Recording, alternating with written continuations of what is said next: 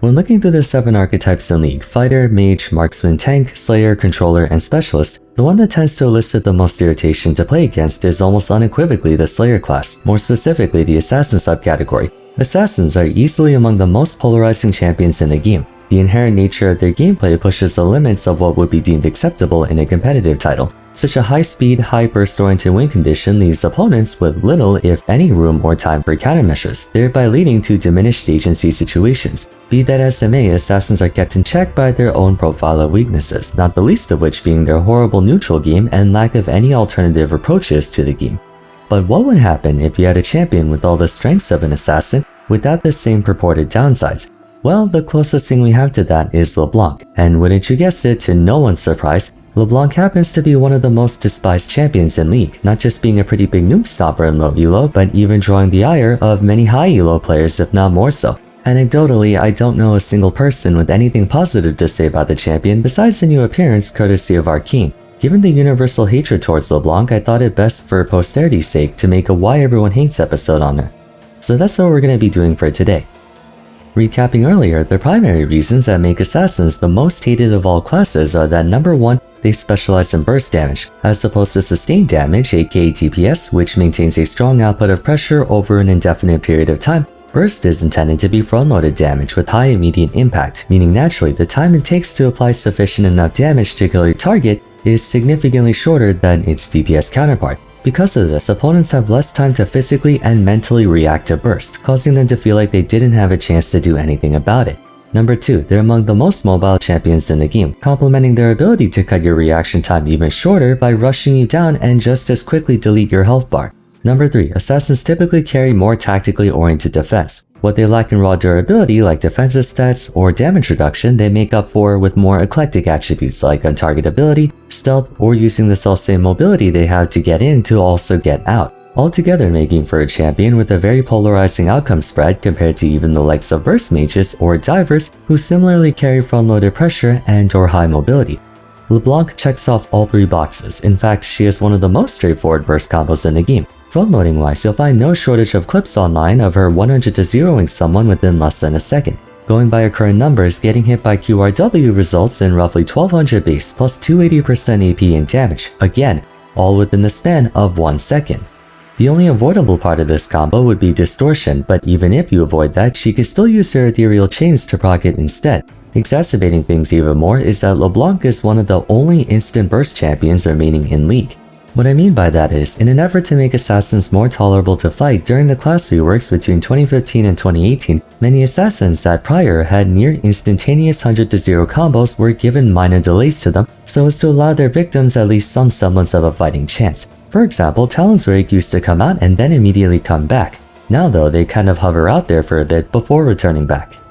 Amusingly, Leblanc was given the most delay out of any of her peers. However, in doing so, it created arguably one of the most overpowered hit-and-run champions of all time, ultimately forcing the team to fully revert her back to her original iteration. So at one point, Leblanc actually did give you some time against her burst. They just happened to overdo it and overcompensate in incorrect ways.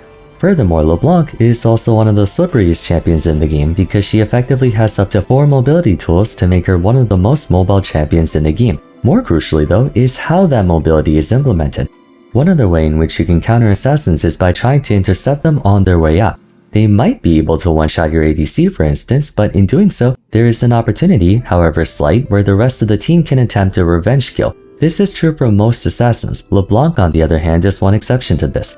Within the very same combo, by recasting Distortion, she can instantly blink back to her dash point, the same way Zed can do so with Deathmark or Yona with Soul Unbound. Thing is, unlike with Soul Unbound, where Yona must return back to her starting point, or Deathmark, which is an ultimate, Distortion is a basic ability with a mere 10-second cooldown at max rank. And you're given the choice to return back to your spot, meaning you can or you don't have to. Leblanc is able to blink back to her starting position practically instantly, so she can go in, destroy you, then get right back out to safety, assuming no one else is around that spot. If they're there, then Leblanc can just choose not to go back. You have almost no time to actually strike her back if she goes in for a burst or trade, especially when accounting for the fact that Leblanc is the only ranged assassin in the game. And before you say what about Akshan, no, Akshan's a marksman who just happens to play assassin-y. Therein lies one of the central factors to why everyone hates dealing with Leblanc. She's a ranged assassin, Range is an extremely powerful attribute in League because the champion with range gains the one-sided privilege of being able to apply pressure to melee targets before the melee target can even get a chance to do anything. In other words, conceptually, ranged champions are guaranteed to attack first. Now, the balancing dynamic between ranged and melee is that in exchange for the melee champion being forced to act second, quote-unquote, they tend to punch back a lot harder if and when they're given a chance to do so. Assassins have some of the best pressure in the game, and so for the sake of balance, they're all melee champions who have to expose themselves to getting hit first in order to apply that pressure. Leblanc, however, does not. She is every bit a mage as she is an assassin. Moreover, the bulk of her DPS is also characteristic of a mage. Sigil of Malice and Ethereal Chains have target ranges of 700 and 950 respectively, which, while comparatively worse than many traditional mages, are far enough to where she can use them as neutral tools, in turn circumventing one of the cardinal rules of an assassin, a bad neutral game. Assassins by their very definition should not be allowed a neutral game. They exist primarily for all-ins or short trades at best. A lot of them might have a projectile attack of some sort like Echo Q, Shaco E, or Kha'Zix W, but by and large, a well-designed assassin, if those words can even belong together, has to commit if they want to fight. As a mage assassin hybrid, Leblanc is afforded the privilege of not having to commit. In fact, most of the time she doesn't want to. She would much rather dance just outside of your attack range and chunk you down slowly but surely over time. While it is true that her full burst combo might not be anywhere near the same destructive power as a Rengar or Talon, at the same time, it doesn't have to be. Leblanc gets to poke you down with an occasional Q or E, and then after you're sufficiently injured, then she'll go in to dispatch you. This affords her the unique privilege of being one of the only assassins in the game who's also a lane bully, the one part of the game where you should have a chance to shut them down before they get to their mid-game power spike. Depending on who you're playing, you physically cannot do anything to Leblanc because of this. Now, to be fair, while she does have a neutral game, she still loses to anyone with an actual neutral game, as she lacks any form of sustain, and her main dashing tool doubles as her wave clear, forcing her to pay an opportunity cost if she wants to shove wave. Anyone with a decent trade or poke combo like Syndra, Victor, Lux, and so on can give her a fairly difficult time, at least in lane. But for everyone else, Leblanc, a good one at least, excels at completely neutralizing your agency. Let's say you're a melee champion. While laning against her, you have to put up with her poking your Qs, autos, and the occasional W or E. If you try to engage on her, she can W you away to safety, so unless you have a second dash or a way to continue chasing after her, your advantage state is completely cancelled out. And even if you have additional engage, Leblanc can go back to her initial spot, requiring even more pursuit to get close to her. What about counterattacking after she burns her W to clear? Not an option. You could try to hit her once or twice, but she'll just blink back to her W without any commitment. Other assassins can't go in, blast you, then get back out using the same ability. They either have to burn a more critical ability like Echo's ultimate, or they depend on some kind of condition to blink back out like Katarina's passive. Attempting to make the first strike is already challenging against someone like her, and even if you could, true to her moniker, Leblanc's passive adds a layer of confusion to your engage, potentially being tricked into chasing after her clone instead of herself. Good Leblanc players excel at manipulating mirror image and distortion's optional return point to bait you into chasing her or her clone while evading capture. In light of how difficult it is to capture her, most junglers, not all but most, find it pointless to try and gank her in the first place. You're on your own. The number of champions with adequate tools to respond against her without external assistance are few and far between. Kassadin can mitigate a good portion of her trades with Null Sphere, and towards the mid to late game, his burst combo begins to eclipse hers, all while possessing enough mobility to chase her down no matter how far she tries to run. Twisted Fate, Malzahar, Rise, and Lissandra have ranged point-and-click CC to guarantee locking her down.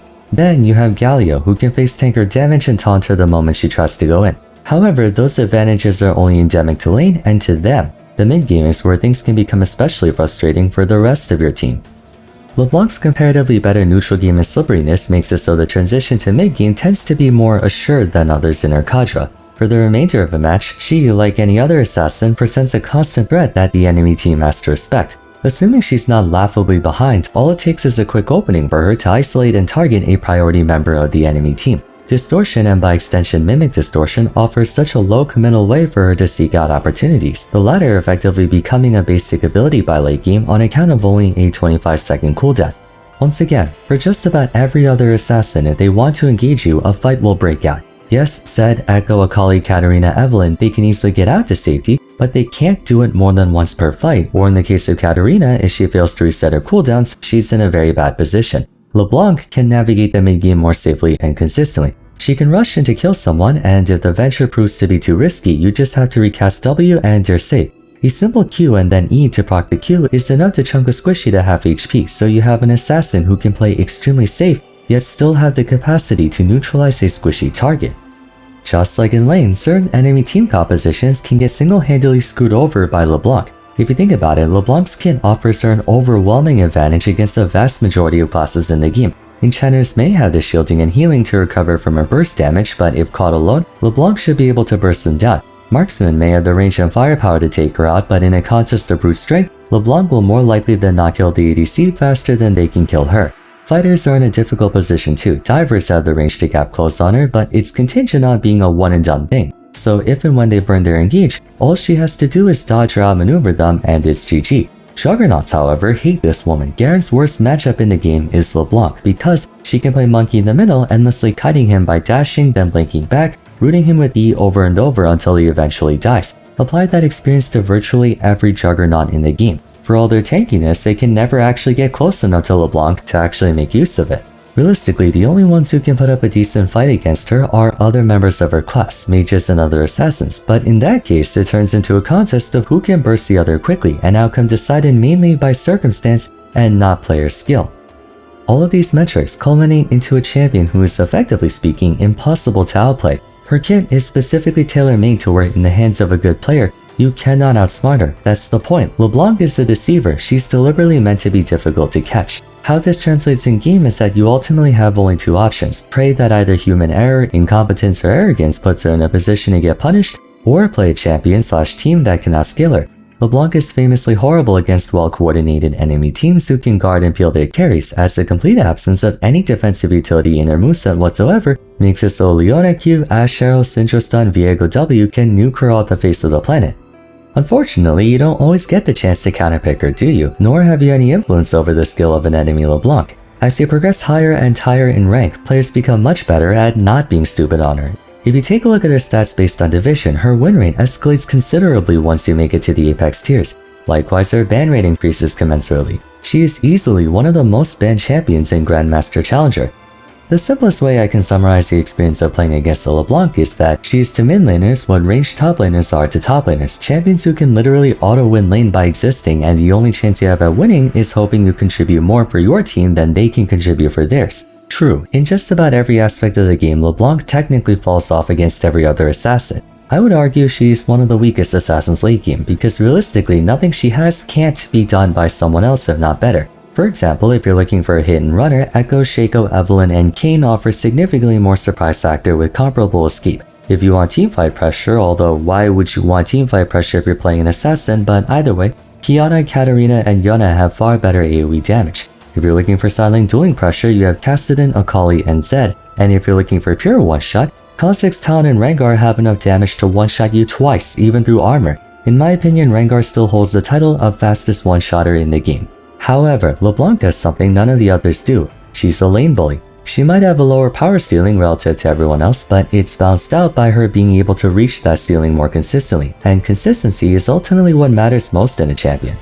She's like a wasp, flying around all over being an asshole, but catching her is easier said than done. If anything, trying to swing back at her only makes her more dangerous. Other assassins are like honeybees. They sting you but typically die shortly after doing so since they have no easy way out. But Leblanc can sting you and then keep stinging you over and over and over again without any consequence to herself. Now thematically and conceptually, she's not a problematic champion. She has clear defined weaknesses that even out against her strengths, which is why you rarely see her dominating the meta. In practice, you don't have much agency in accessing her weaknesses, you just have to hope they mess up.